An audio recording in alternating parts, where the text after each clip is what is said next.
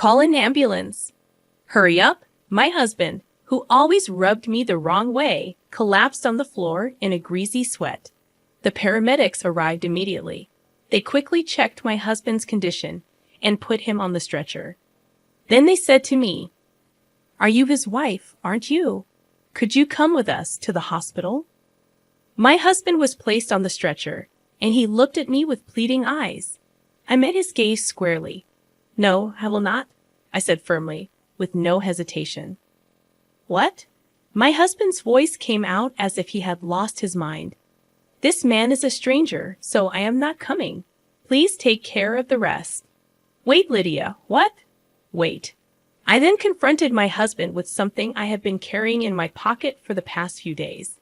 The moment he saw it, his face turned even paler. "How dare you treat me like a slave all these years? This is my revenge. I will never forgive you. My name is Lydia. I'm a 36-year-old housewife, living in a rented apartment with my husband, Caleb. I was introduced to Caleb by a colleague at work when I was still employed full-time. Despite being more of an introvert, I occasionally attended parties, invited by my colleague who had many friends. One day, I reluctantly agreed to join a barbecue with his friends. There, I met Caleb. Surprisingly, we connected instantly despite my initial reservations. Caleb, the outdoorsy type, turned out to be sociable and humorous.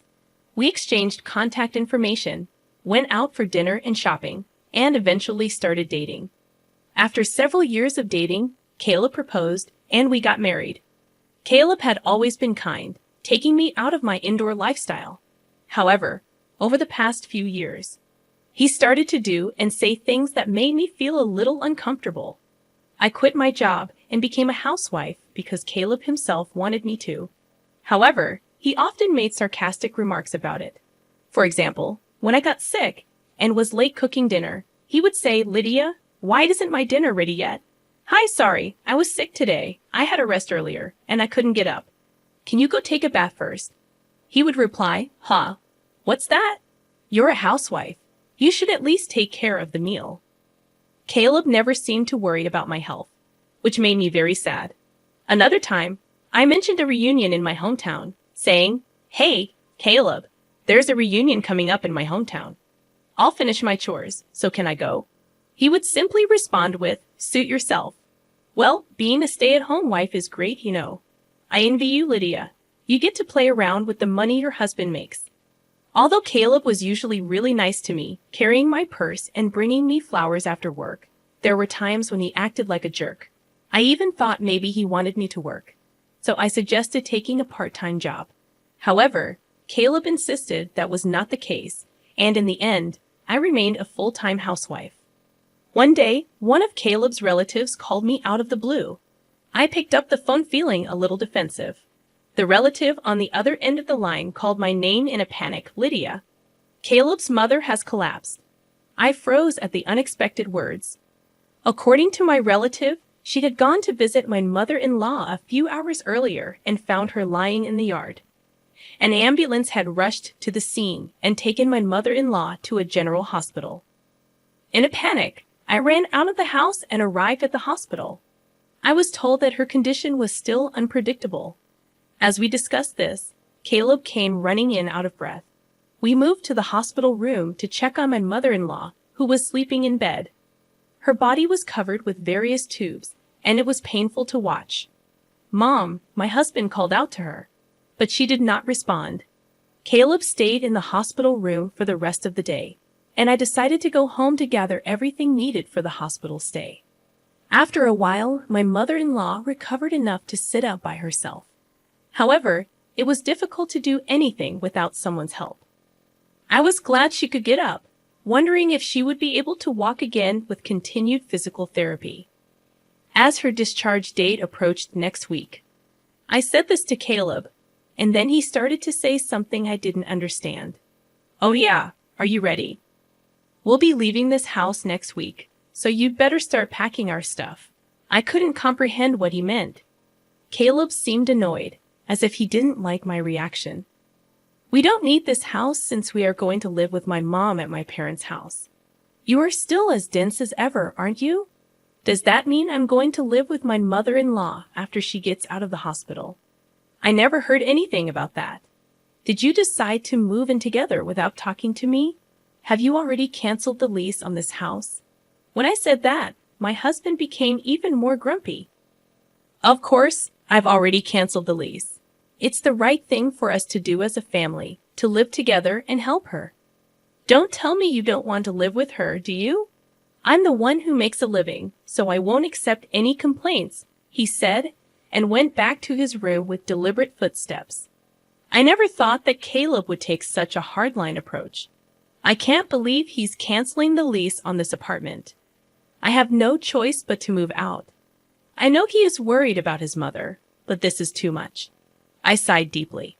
A few days passed, and suddenly I was living with my mother-in-law. I had never been a caregiver before, so everything was new to me. I had to spend most of my day feeding, bathing, and toileting for my mother-in-law. She didn't want me to take care of her, and she hardly communicated with me. Furthermore, when I tried to talk to her, she would hide in bed, saying she was in pain. When my mother-in-law was healthy, we didn't have a bad relationship. In fact, we sometimes exchanged delicious-looking snacks we found at the department store. Perhaps she was too frail to care for others. On the other hand, my husband Caleb, who had forced us to move in together, rarely came home. After work, he would go out for drinks and come home in the morning. Even on his days off, he would find some reason to go out. When he came home, all he did was play video games in his room. I decided to talk to Caleb while he was playing games. I know you can't avoid working overtime or drinking with your colleagues, but can't you at least help me take care of your mother when you're at home? Or I would like you to help me with the housework. I said this, and Caleb replied without looking away from the screen. What are you being so naive about? Housework and caregiving are both your jobs. I'm tired from working, you know. Oh, I'm almost out of coffee. Go make me some and clean this room, okay? And oh, take these to the dry cleaner. I need them by Wednesday. My husband spoke one-sidedly and threw his work clothes at me. This time I was annoyed and retorted, "That's enough. I've been doing housework and taking care of your mother every day for the past month without a break. Why can't you at least help me a little?" Caleb then slammed the game controller down on the desk, stood up with a mighty thud, and said, "How dare you talk to me like that? Who do you think you owe your livelihood to? If you have a problem with me, then get out. Come on, get yourself together and get out." Well, I feel sorry for my mom. She's going to be left alone without anyone to take care of her. That being said, I couldn't say a word. It's true. I only have a little money saved up, and I can't leave my mother-in-law, who can't do anything for herself. Holding back my emotions, I picked up his suit and left the room. After about 6 months of such a difficult life, my mother-in-law suddenly passed away. I woke up in the morning and went to check on her like I always do. But that day, she was no longer breathing. I called an ambulance and took her to the hospital, but it was too late. Caleb was in tears and sad. I don't know why, but I couldn't cry. I felt cold when I saw Caleb crying. Without hesitation, I thought to myself, "You didn't do anything to help her." When I realized that I don't have to take care of her anymore, I felt a sense of relief. I felt guilty for feeling that way. Time passed so quickly. After the funeral, I suddenly realized that 2 weeks had passed since my mother-in-law was gone. It was time to organize her belongings. After my husband left for work, I started cleaning my mother-in-law's room. I put her favorite clothes and accessories into cardboard boxes one after another. But there weren't many, so the work was over soon. Next, I opened the cabinet by my mother-in-law's bedside. There was almost nothing in it, but there was a big can on the bottom shelf.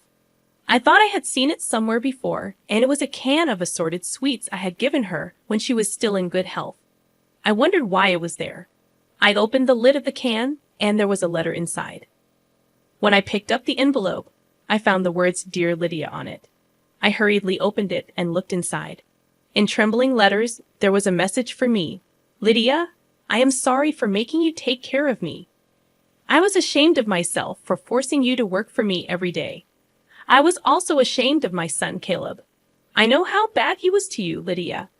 You should leave him and live your life the way you want. My mother-in-law knew everything. She knew that her son was being selfish, and that I was suffering from it. At the end of the letter, she wrote, I am glad that I was able to spend the last days of my life with you, Lydia. Thank you. At that moment, I cried for the first time since my mother-in-law passed away. It was as if everything I had been holding back was flowing out of me. I cried and cried until my tears ran dry. And then I made up my mind. I would divorce my husband. 10 days have passed since I found the letter from my mother-in-law. My husband is still treating me like a slave. Lydia, I'm missing one of my socks. Where is it? Oh, and take my car to the car wash today. You've got nothing to do, right? He's going out with his colleagues for golfing today. I guess he's completely forgotten about it, but today is our wedding anniversary. Well, I don't even care about it anymore. What are you going to do while I'm golfing? You can't just sit around, you know. You have to prepare dinner, clean my room, clean the bathroom. You have a lot to do. His arrogance left me speechless. Hey, can you hear me? Bring me my sock and a jacket. Hurry up, or I'll be late. At that moment, Caleb fell to the floor, clutching his stomach. He was in pain and sweating. He told me to call an ambulance, as if he was trying to squeeze out the worst. I froze at the sadness of the situation, and my husband yelled at me, Hurry up, you're really useless. Can't you even call an ambulance? Hearing these words, I became strangely calm. Then I called 911, and within minutes, an ambulance arrived with paramedics. The paramedics quickly assessed Caleb's condition and placed him on a stretcher. As they put him on the stretcher, they said to me, You're his wife, aren't you? Would you come with us to the hospital? Caleb looked at me with pleading eyes as he was placed on the stretcher. I looked him right in the eye and said, No, I will not. I said that firmly, with no hesitation. Caleb's voice came out as if he had lost his mind. This man is a stranger, so I am not coming. Please take care of the rest. Then I confronted Caleb with something I had been carrying in my pocket for the past few days. The divorce papers that I was forced to sign when we had a fight a while ago. My husband had always told me that if I disobeyed him, he would serve me with the divorce papers. Caleb tried to snatch the divorce papers from me, but he couldn't seem to move due to the pain, so he had to lean back on the stretcher without any efforts. Excuse me, but please leave now, I said. As I said this, the paramedics finally took my husband away in the ambulance. He must have looked like a poor husband whose wife had given him a divorce. He should be embarrassed. I watched the ambulance leave and then left the house. It took a long time, but the divorce papers were accepted, and the divorce was officially finalized. While Caleb was in the hospital for a week, I was busy packing my belongings and sending them to my parents' house. Then one day, I ran into Caleb when I was at the grocery store. Lydia, please don't do this to me. You love me, don't you? Please don't leave me. I admit I've made some mistakes. You listened to me no matter what I said, so I just got carried away, he pleaded.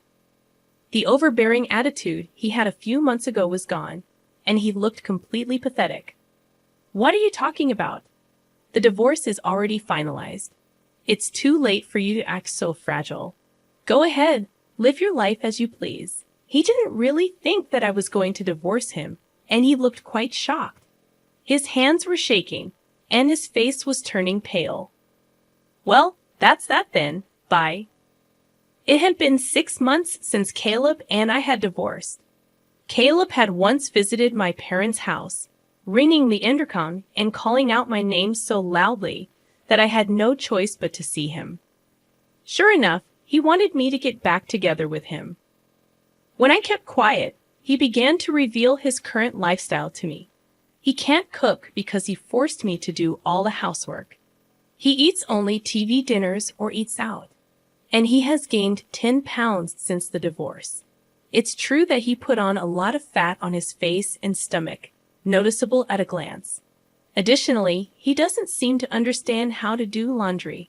The shirts he wears are wrinkled and smell weird, making him look even filthier.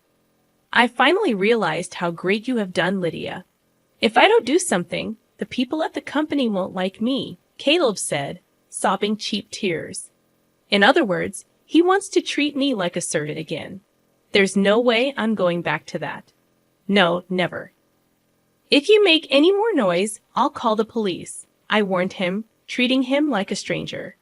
Caleb started to be afraid of the word police and left the house crying. I'm sure he wouldn't get involved anymore. I hope so. My ex-husband seemed to be leading a very inconvenient life. On the other hand, I was leading a fairly comfortable life. For a while, I stayed at my parents' house, but now I have a small apartment and live alone. My standard of living is much lower than when I lived with my ex-husband, but I still like this life where I can have my own time. I thought it would be difficult to get another job at my age, but a friend of mine happened to have a connection with someone who retired, and I was able to get a job to take her place. I feel so happy to be able to spend time and money only on myself, without anyone telling me what to do.